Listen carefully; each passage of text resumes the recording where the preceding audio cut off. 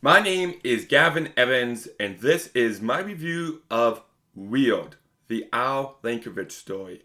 And this is a movie that when I heard they were making it, I had zero interest. I figured it would be another cliche musical biopic that we've seen every trope for time and time again, so I didn't care.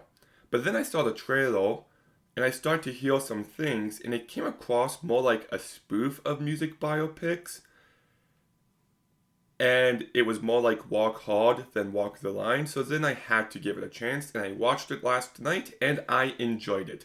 I think this is a really funny movie, and we just don't get them like this anymore. It reminds me of the kind of humor you would see in Airplane and The Naked Gun, Red Hot American Summer, They Came Together, movies like that.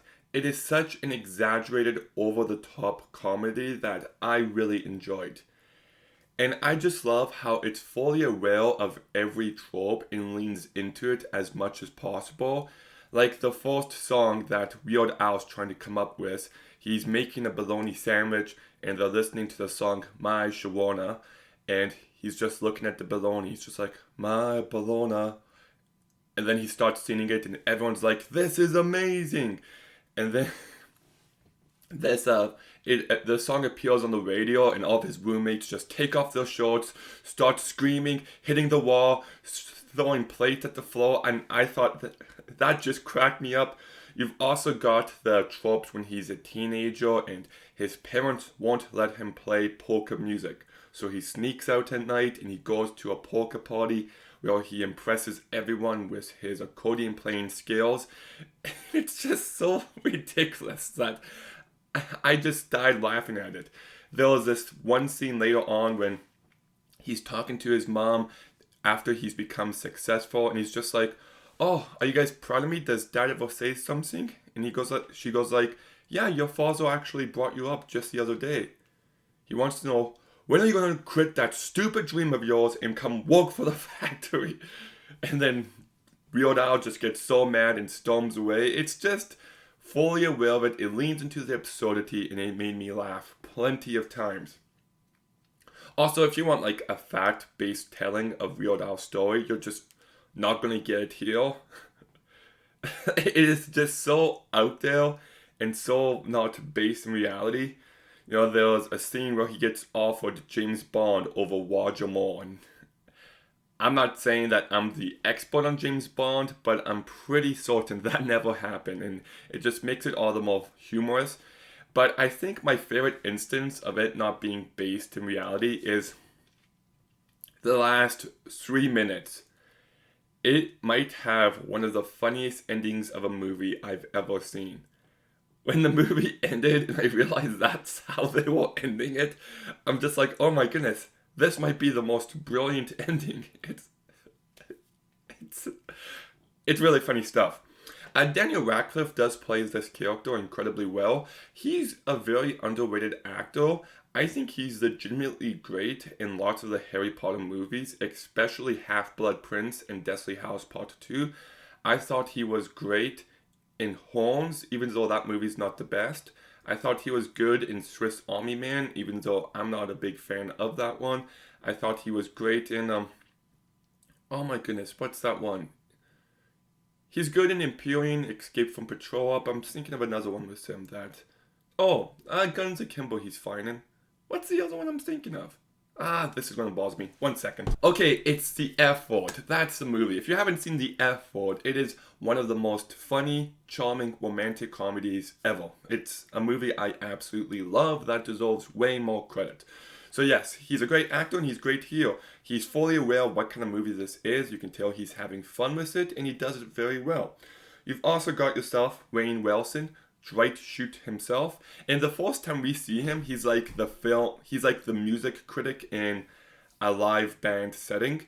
And he's just wearing the most over the top costume, and that made me laugh really hard, but he does a good job. He has a lot more to do in the first half than he does in the second half, but still good. You also got yourself Evan Rachel Wood, who plays Madonna, and I think she does a good job considering the material she has to work with. I'll touch on that a bit more in a sec. And this movie is filled with cameos, whether it's Patton Oswalt or Lin-Manuel Miranda or Jack Black. But what I love about these cameos is that it's not drawing attention to them.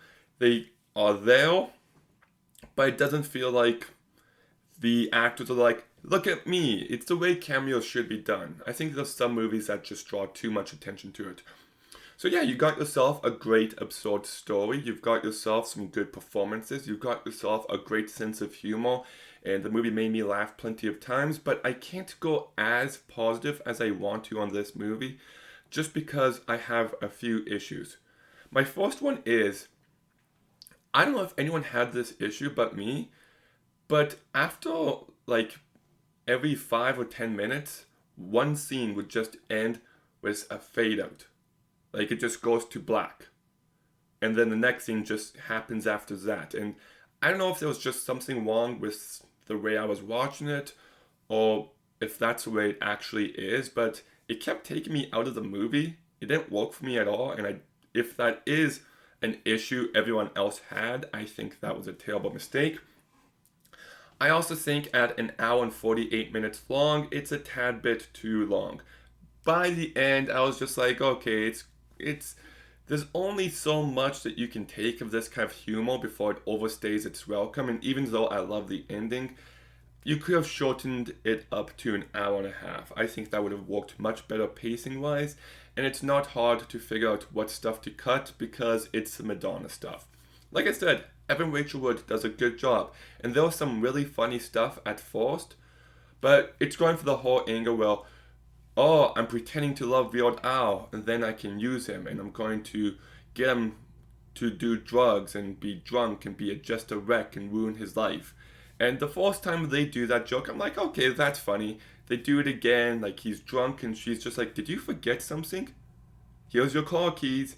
And that made me laugh again. But then they keep doing it, and I kind of got sick of this character. It just became a very one-note joke. And there was this big plot where Madonna gets kidnapped. And the scene that happened actually cracked me up real good. But then I'm like, oh, is this an actual plot beat now? And it is. And in a vacuum, it's really funny. But it's also in the last act of the movie. And I'm just like, I'm kind of over this. I understand it's not based on reality at all, but I feel like at a certain point you stray too far from what the movie is making fun of, and it just starts to feel like it's lacking in any bit of narrative cohesion, and it just feels a bit too random. Still funny, but looking at the movie as a whole and pacing wise, it didn't work for me. And then also everything with Sadat in the last act didn't work for me. I'm not saying it didn't work for me because I didn't emotionally care. I'm saying it didn't work for me because I just didn't think it was all that funny. So the first half is definitely superior to the second half. The second half could have used some trimming, could have used some tightening up, and could have focused on Weird Al doing his Weird Al stuff a bit more. But all that said, this is still a movie I recommend. I always say I wish we got movies like Wet Hot American Summer nowadays. I wish we got movies like Airplane nowadays. And even though this movie isn't as good as those ones, it's still the closest thing we've gotten in quite a while. It's funny, it's absurd, it's fully aware of what it is, it's fully aware of every trope, and it just leans into it as hard as possible, for better or for worse. And like I said, could have used some tightening up. The second act falters a bit for me. The second half falters a bit for me, but I still recommend you check this movie out. So I'm going to go ahead and give Weird, the Al Yankovic story, a 6.5 out of 10. I really hope this movie will come out on Blu-ray. It's one I would love to own, but you never know when movies come out on a random streaming service if that's going to be the only way you can ever watch it for the rest of your life. So I guess we'll see. But anyways, did you watch Weird, the Al Yankovic story? What did you think about it? Let me know in the comments down below. Make sure you like, comment, subscribe. Stay tuned for some more videos soon. And Gavin, out.